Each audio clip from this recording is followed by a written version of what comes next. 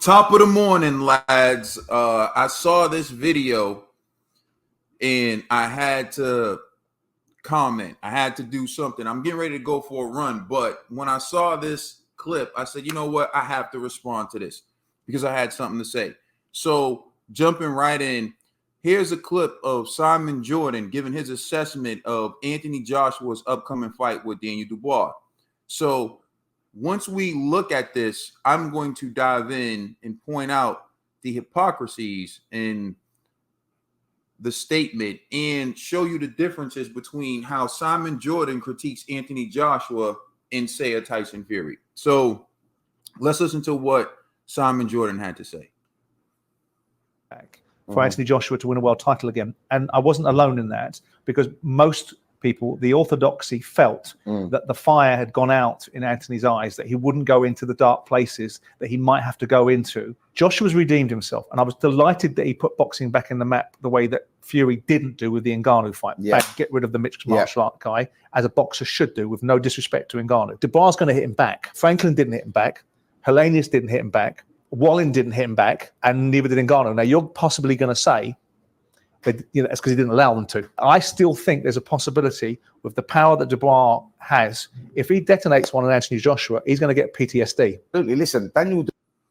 So he still thinks that if Daniel Dubois detonates one on Anthony Joshua is going to get PTSD. And again, he highlights how Francis Ngannou couldn't touch Anthony Joshua. Von Lean and Franklin couldn't touch Anthony Joshua. And he's making it seem like they were so low caliber they couldn't touch Anthony Joshua. He doesn't give Anthony Joshua any credit for them not being able to touch him. It's like they didn't want to touch him. He's making it seem like they all gloved up, these professional fighters, and they went in the ring and they didn't attempt to touch Anthony Joshua at all. But Daniel Dubois is really going to be attempting to touch him. And if he does touch Anthony Joshua is going to get PTSD. So here's my issue with this. They always try to create doubt in Anthony Joshua. They always try to play mind games. They always try to get him to second guess himself. They always try to make it seem like he's this frail individual, right? Who, if anything goes wrong, he will not be able to function. But that's not what Anthony Joshua has shown you. In fact, you saw Anthony Joshua get knocked down in the Klitschko fight. He got back up and he knocked out Klitschko. You saw him go down in the Andy Ruiz fight, but he kept getting back up. And then the referee stopped it. Now, I will admit he didn't have the best body language when the fight got stopped, but he was still standing and ready to continue fighting. Anytime you saw Anthony Joshua hurt, you saw him get up. He hasn't been dropped as many times as Tyson Fury. We'll get into the Tyson Fury aspect of this a little bit later. But here's the thing.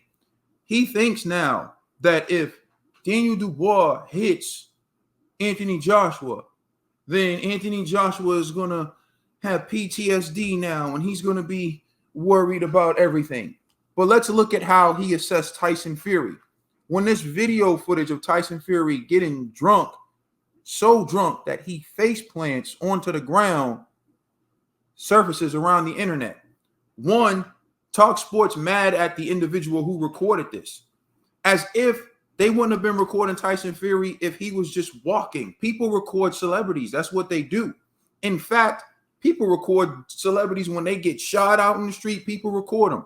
But let's listen to how Simon critiques Tyson Fury, and let's listen to how he always gives Tyson Fury the benefit of the doubt, how he even jumps in to add himself into the situation. And then I'm going to break that down and show you how they give Tyson Fury the benefit of the doubt that they don't give to Anthony Joshua. Watch. So here's Simon Jordan talking about the footage of Tyson Fury being drunk and falling on his face out of the pub. What do you make of the negative reaction to Tyson's drunken antics? Is it just mock anger? Well, I mean, I saw the video, and obviously Tyson Fury is 6'9" of him. Is not going to be, easy to miss, is he? Yeah. And so already, obviously, he's 6'9". He's not going to be easy to miss. So, right. I felt an inherent sort of sense of sadness about it. But at the same time, you know, he is allowed to have a blowout if he wants to. If he wants to behave in a way, I mean, he's a professional athlete, an elite professional athlete. So I'm not entirely sure the two things go hand in hand. But Tyson Fury lives his life in a certain way. I don't have any anger towards it. I want Tyson Fury to be able to go back into the ring. And because I'm English and British, I want him to go back and win, you know, be heavyweight champion of the world. Now, let's talk about this. It's no big deal. It's no big deal. Tyson may have had a blowout. I'm going to get into Tyson's history with all this in a second.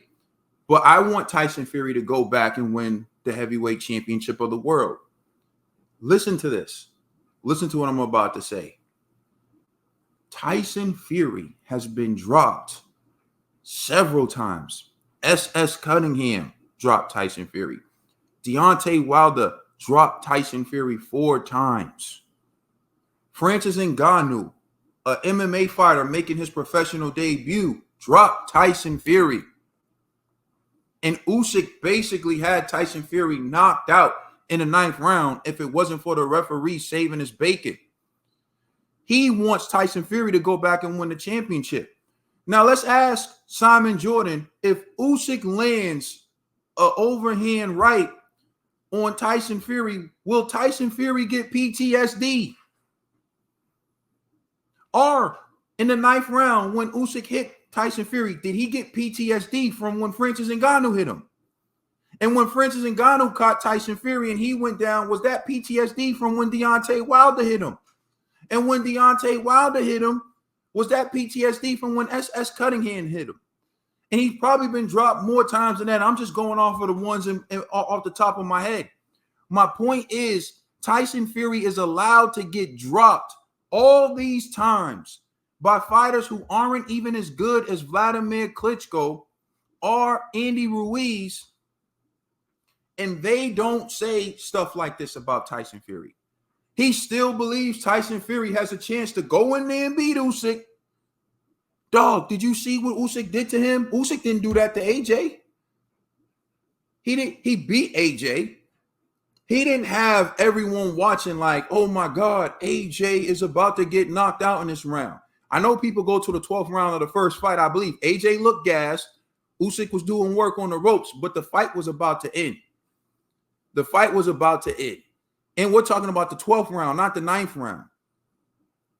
This is what I'm saying. They give Tyson Fury the benefit of the doubt. Why is he not worried about all the times Tyson Fury's been knocked down? Why is he not asking himself, is Tyson Fury damaged goods? Tyson Fury hasn't looked the same since Deontay Wilder dropped him 4 times. Nobody's talking about that, though. Did Deontay Wilder take out the best in Tyson Fury? It's a legitimate question that nobody's talking about. He says, Otto Wallin didn't really come to fight Anthony Joshua. Did Chisora really come to fight Tyson Fury? He says, Francis Ngannou, you know, he didn't really touch Anthony Joshua, discrediting Anthony Joshua. Well, he did come to touch Tyson Fury because he did touch Tyson Fury. He dropped Tyson Fury, went the distance with Tyson Fury. So you want to act like he didn't come to try to fight AJ? Okay, discredit him. Let's talk about Dillian White. Dillian White started the fight southpaw against Tyson Fury. Something we haven't seen that dude do in his entire career. Well, I'm going to speak for myself. I haven't seen him do it. Not in no big fights. He did that against Tyson Fury. Tyson Fury was able to knock him out. You think that's a legitimate fight, though? You downplay Jermaine Franklin as if you didn't see Jermaine Franklin beat Dillian White. Jermaine Franklin deserved that victory over Dillian White, and most objective observers know that. But okay, you want to give Tyson Fury credit for sparking out Dillian White, a dude who's been sparked out by an uppercut by Alexander Povetkin prior to that and Anthony Joshua prior to that. As the boxing sis Rachel used to say, Tyson Fury landed the 3rd best uppercut we've seen against Dillian White, and we still glorify him and give him credit for that. This is what I'm talking about.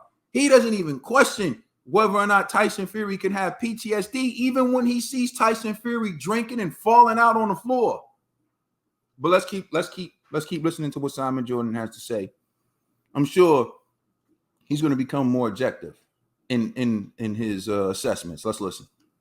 Perspective of my attitude towards some of his behavior. I'm not interested in that being carried forward. I'm more interested in Tyson Fury being the best version of himself. And if that is a way for him to get past some of the challenges he has, it may well be a reaction to the loss, and it may well steer into the idea that Frank Warren wants us to contend with, which is that bipolarity features in Tyson's makeup and the challenges that go with that. I would also add, as I said the other day, there's an element of hypocrisy behind people like Frank saying that, because ultimately most neurophysicists will say by boxing, it'll exacerbate his condition, so maybe he shouldn't be boxing anymore. But neither Frank or anyone else would stand that argument up, because it would mean they're... So let me just get into this. He's like, oh, I'm interested in him going to get the title back. And if that's a way for him to, blow off some steam, it's no big deal to Simon, right? But not questioning his mental. This is what I'm talking about. They never question the mental of Tyson Fury. But when it comes to AJ, they try to plant these seeds. I've never seen AJ look as knocked out as I've seen Tyson Fury on numerous occasions. Let's talk about the first fight against Deontay Wilder. In the 12th round, Fury looked gone, ghost. Some refs would have just waved it off. And I salute Jack Reese for not waving it off. But my point is, he looked gone. He was gone. Look at the way he went down in their trilogy. The second knockdown in that 4th round from Deontay Wilder. Fury looked like he really was questioning getting up. Look at Fury go down against Francis Ngannou. Most importantly, look at the way Usyk had him in that 9th round in his last fight. You still don't question his mental? Bro's out there drinking the coke. A man known for spiraling. You still have no questions about his mental. But, don't let Daniel Dubois land a punch on AJ. It might trigger PTSD. Come on, man. All right. Let's keep listening and see if Simon's going to become more objective. Lose their cash cow. I do look at it and think that, Fury, falling on the floor drunk is probably not the greatest look for a boxer, but he's a grown man. He can look after himself. And I don't have any anger or inherent feeling towards it. I would just perhaps rather that someone didn't film it and feel that it was an opportunity to get some cachet or kudos. Now, they'd rather someone not film that. When AJ went and checked those college kids for saying he had a glass jaw, they didn't say, I'd rather no one not film AJ. Look at all these people looking to record AJ. They said none of that. What did they say? His mental must be out of whack. He's going running up on kids at uni. How come they didn't hold that same energy? Why is AJ mentally weak for disrespecting another grown man who disrespected him? Now, you talking to me, someone who's been through undergrad and grad school, so I know that when you're in college, when you're at uni, as they call it in the UK, you're still a man at the end of the day. Mike Tyson was heavyweight champion of the world at 20. You got guys fighting professionally at the age of 17 in the sport of boxing. So those guys were grown men calling another grown man paper champion. And when AJ went to check them, everyone say he was wrong for it. What's wrong with him? He's mentally weak. Tyson Fury's drinking to cope with a loss. A dude who's been knocked down multiple times by several fighters. And it's not a big deal. You just wish people didn't record it. What AJ wasn't drunk, spiraling. He was coherent. He was aware. He said, I'm not going to let another man disrespect me. Man to man, check, little buddy. And y'all got a problem with that. Y'all see more of a problem with that than Tyson Fury falling out drunk. Come on now. That's crazy to me. And you can't front like AJ is not an equal opportunity guy because he checked Dominique Brazil when he was talking that tough guy talk. He checked Dillian White when he was talking that tough guy talk. And recently he just checked Daniel Dubois when he was talking that tough guy talk. AJ doesn't play that disrespect. I remember even Pulev. AJ doesn't play that disrespect. So why are you acting like what he did's wrong, But Tyson Fury can get, oh, it's no big deal. I just wish people wouldn't record it. Where was that same energy for AJ? This is what I'm talking about. And this is what people don't see. Because you know, when you're in it, I guess, or when you don't relate to the person who's being criticized or covered unfairly, you don't see it. So, mate. You hope it's a one-off. That's what struck me. I hope that's a one-off and Tyson's not in some slippery slope. I mean, he's not the first iconic British sportsman to find himself at the wrong end of a lens like this. Now look at this. Now they're in defense mode of Tyson Fury. Oh, he's not the first iconic British star, and you just hope it's a one-off. The benefit of the doubt, early for Tyson Fury. Now let's listen, because they take it a step further now, and this is where I'm going to make the ultimate connection for you. This is what they're doing. They are protecting Tyson Fury. They're creating the narrative for Tyson Fury. They're influencing the watchers on how to perceive the images they saw of Tyson Fury. All right, now let's keep listening to what Simon Jordan has to say now. Of course not. And I can remember, with all due respect to Ricky Hatton, seeing him in recent times.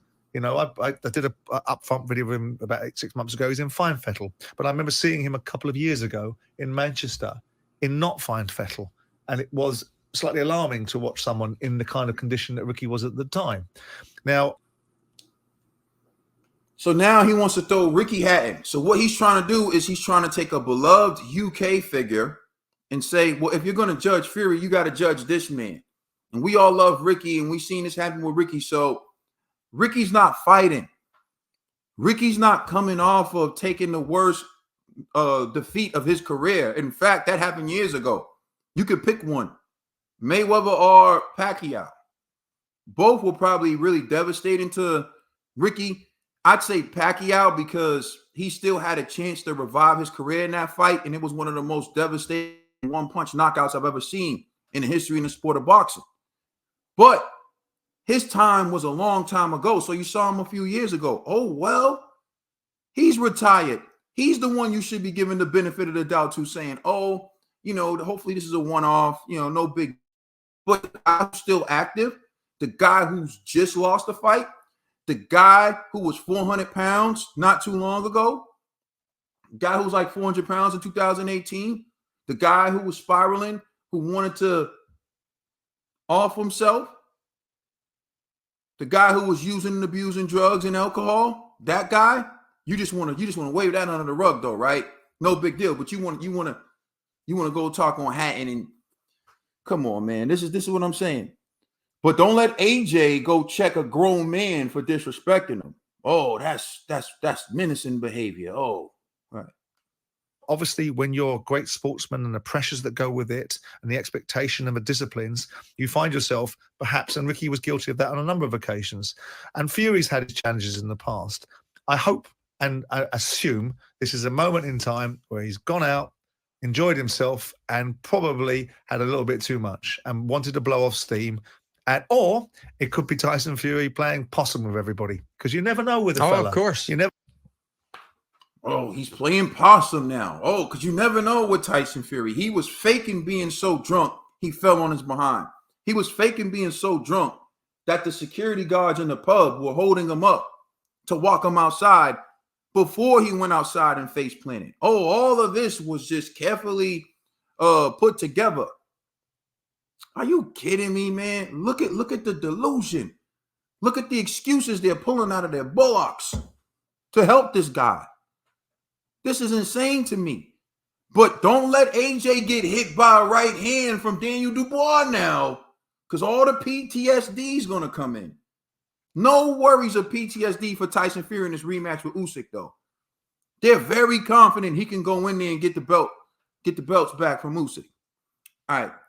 Let's continue to see if these guys are going to finally say something objective. Let's see. Now, I think they're going to go even further down this rabbit hole. Never know with him what he can create in people's minds. Don't look over here, look over there. Yeah. For my mind, all I want is Tyson Fury fighting in December, being the best version of Tyson Fury and beating Usyk. That's all I want. Yeah. Jack makes a good point. One of the many sending in messages at the moment. Morning, guys. Tyson, he's just had a good night out. probably drank a bit too much, and the fresh air hit him when he went out. Bosh, he was down on the floor. We've all been there, to be honest. Well, we have. You're right, Jack. Thankfully, I'm not there any longer. Good.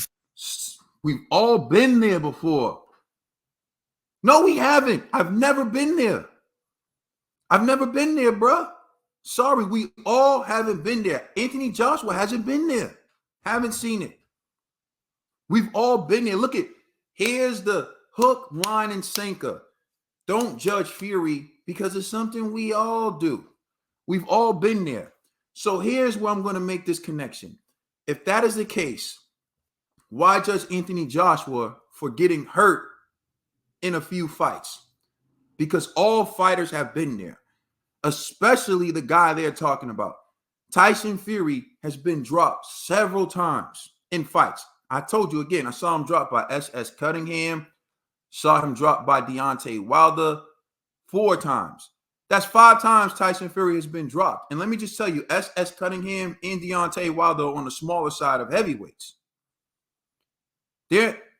I don't believe Deontay Wilder is as devastating of a puncher as people say. And as you see, when he stepped up in class, he couldn't knock out Joseph Parker and he couldn't knock out Jang. The best fighter he's ever knocked out is Luis Ortiz. Do with that what you will, but Andy Ruiz dropped Luis Ortiz a few times. He didn't get him out of there, but he dropped him a few times. And he beat him.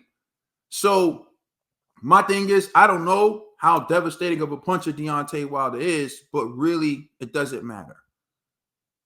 Then we saw Francis Ngannou, a man making his heavyweight debut in UFC, drop Tyson Fury. And then we saw Usyk have Tyson Fury on the ropes, literally, and the ref jump in right before he was going to go for the kill. So if it's something we all did, so don't judge Tyson Fury for being drunk, how can you judge Anthony Joshua, a fighter, for being hurt a few times when all fighters get hurt? We saw Usyk hurt. No one's finished Usyk. There's this thing going around that Usyk is soft to the body, which he may be. I believe in beating Usyk, part of the tools are you got to go to the body. But no one's beating him going to the body. So you can say he's vulnerable to the body, but no one's beating him going to the body. So you can say Anthony Joshua's going to get PTSD if you hit him with a hard punch, but no one's ever knocked Anthony Joshua out. He got stopped. The referee stopped it, but he's never been out on the floor, laid out unconscious. You've never seen him not get up from a knockdown and look coherent and look ready to continue. Like, come on now. Y'all got to stop with this narrative. Like, oh, if you breathe on AJ the wrong way, he might quit. But y'all don't question Fury. The dude who's been dropped several times, more times, looked out of it more times, and is spiraling, drinking. No, we've all done it. Newsflash, every fighter has been hurt in the ring, bro. You can't name me a fighter that's never been hurt in the ring. We seen Floyd rocked against Shane Mosley. Like, come on, man. So Floyd don't got a chin now? This is what we talking about? I've already said several times, the evidence is out there. If anything, Tyson Fury is more chinny than Anthony Joshua. Anthony Joshua's knocked out all the opponents they have in common. Tyson Fury didn't knock out Otto Wallin. Tyson Fury didn't knock out Francis Ngannou. AJ smoked them. They didn't touch AJ because of the risk associated with trying to touch Anthony Joshua. It wasn't that they couldn't touch or they didn't touch Anthony Joshua. Anthony Joshua didn't let them touch him because he let them know early, I'm the boss in this ring and there's a price to pay. If you open up and you miss, I will counter you with something that will lay you out, i.e. Francis Ngannou. Wallin's corner had to save him from answering the bell. I'll give you Jermaine Franklin wasn't his best performance. But again, Jermaine Franklin's no scrub. And Dillian White didn't have a great performance against Jermaine Franklin either. Well, why don't Tyson Fury fight Jermaine Franklin and let's see if he knocks out Jermaine Franklin. I'm sure if he did, then you finally give credit for a victory over Jermaine Franklin. The way they moving. You see what I'm saying? All right. So Now what we're going to do is we're going to take a look at what the media does, and what I've witnessed them do is they try to create self-doubt within certain athletes, right? And you're going to take a look at this with a young 14-year-old Venus Williams, who was going to make her professional debut in tennis. This is a young 14-year-old girl. Watch now as she's confident in her abilities. This 14-year-old girl who's going to play against a seasoned professional champion tennis player, and she's confident she can win. Now, this interviewer tries to plant those seeds of doubt in a young 14-year-old girl and watches her dad, who's standing there, the legendary Richard Williams, jumps in and shuts it down. Okay? So we're going to take a look at that, because that's what the media does to athletes, certain athletes, right? Take a look. You think you could beat her?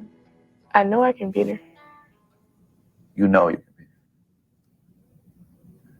Very confident. I'm very confident. You say it so easily. Why?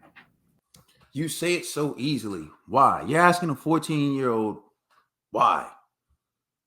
She already told you she thinks she can beat her. You say it so easily. Why? And this is where he's trying to plant the seed of doubt, because he wants her to think about it and think like, well, I never played a pro game.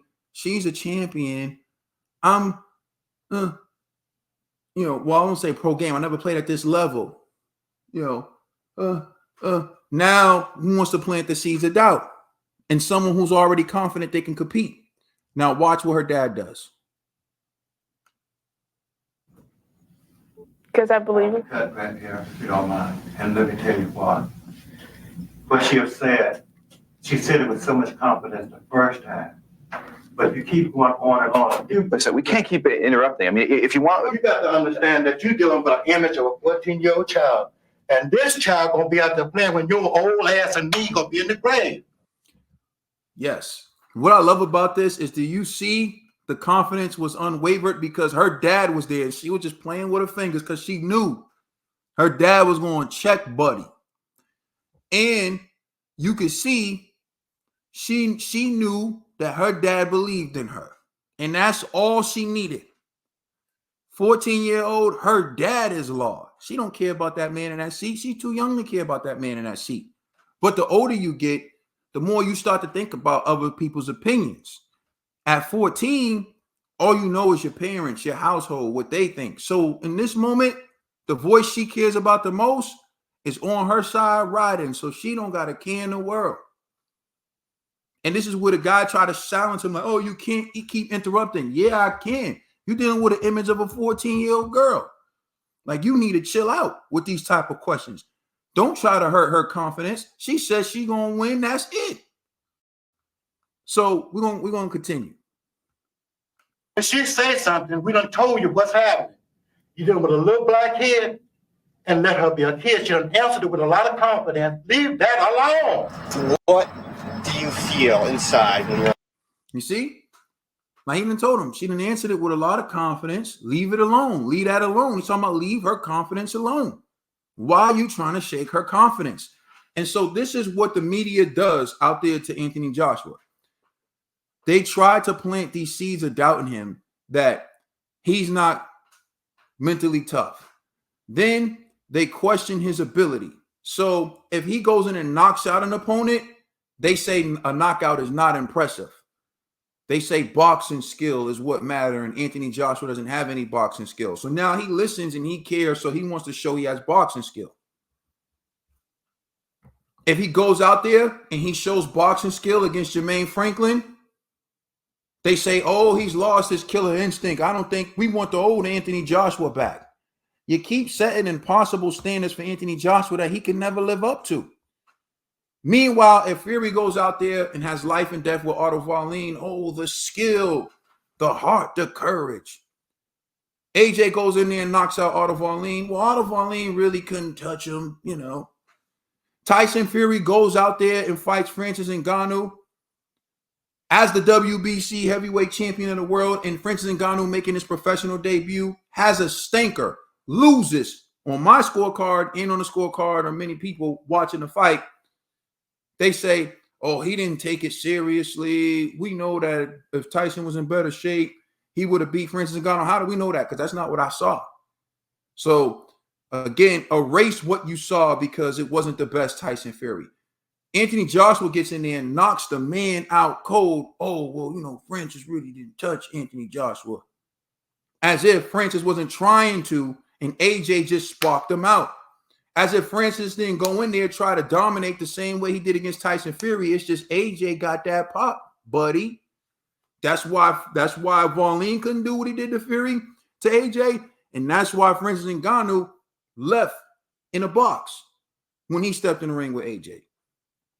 But AJ don't get no credit for that because anything AJ does, you discredit it.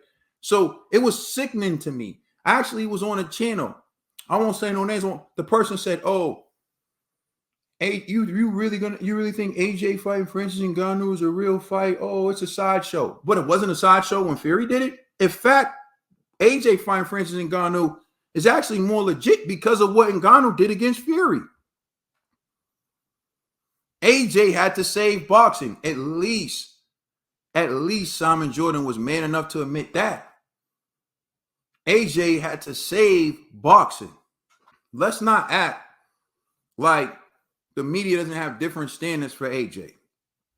And now Tyson Fury face planting and all that stuff isn't a sign of mental weakness. This is my issue with all of it, is the fact that I'm watching the media cover Anthony Joshua differently. And I've seen this game before. It's not just in sports. It's in the academic arena as well. Like, when I was in undergrad, like, I'll tell you my story. I got a GED. I went to community college for 2 semesters, and then I went to one of the top universities in the nation. When I was in undergrad, people would tell me, oh, I went to this prep school. I went to this academy. I went to this private school. In my mind, great. We go to the same school right now. We're in the same class. Let's see who performs the best. That was my mindset. But they did everything to psych me out before I ever put my pen to the paper. Like, I would see how they would big up the kid who went to this prep school or the kid who went to this school. And it never changed. Even when we're in the legal arena as lawyers, they'll let me know, oh, the guy you're going against went to Harvard. And what does that mean? We're both about to be in front of the jury. And I spank them.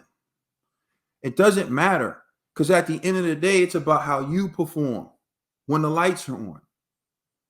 But I know the mental psych job they try to do on you. So, Anthony Joshua, if you see this video, bro, you already know who you are. You already proven that you got a chin. You already proven you got knockout power. And I'm of the personal opinion, if you would have just won in that ring with the intent to knock out Usyk or be knocked out, you would have done better. I'm not saying you would have won because I think Usyk is a hell of a fighter and no one has proven they can beat him yet. But I'm saying you never had a chance to outbox him. So you should have used your best weapon, which was your power. And, I know the way people talk about Deontay Wilder as if he's a one-trick pony. AJ, you're not a one-trick pony. But with some fighters, your best option is to try to knock them out. Hell, with all fighters, really, but especially a guy like Usyk. And if you ever fight Fury, that's your best option too. Because you're foolish to go in there and try to box Tyson Fury, because to me, that won't end well for you either. So you gotta use what you're blessed with, and AJ is a powerhouse. That's why certain guys can't touch AJ, because once they realize the power's real and I'm gonna get knocked out, they got to be calculated in the risk they take. And while they're being calculated, AJ is good enough to land clean punches on them. Anyways, I'm going to end this video here. Let me know if you agree. Let me know if you disagree. We can chop it up. But I'm just sick of the biased coverage when it comes to Anthony Joshua from the media that I've been seeing. And that's why I had to call it out. If Anthony Joshua gets hit by Daniel Dubois, will he have PTSD? Let's close by asking this question. If Anthony Joshua hits Daniel Dubois with a jab, is he going to have PTSD? From the times he was stopped from a jab by Joe Joyce and by Alexander Usyk. If Anthony Joshua drops Daniel Dubois, is he going to have PTSD from the time in the first round? Is he going to have PTSD from the time Lorena dropped him 3 times? If Daniel Dubois hits the canvas, is he going to have PTSD from the other times he hit the canvas and didn't get back up? How come you don't ask those questions? Why is it the only person you place this mental doubt and this mental block on is Anthony Joshua? This is what I'm asking you people, and this is what you should let me know in the comment section. Thank you for watching. I'm going for my run. I'm out. Peace.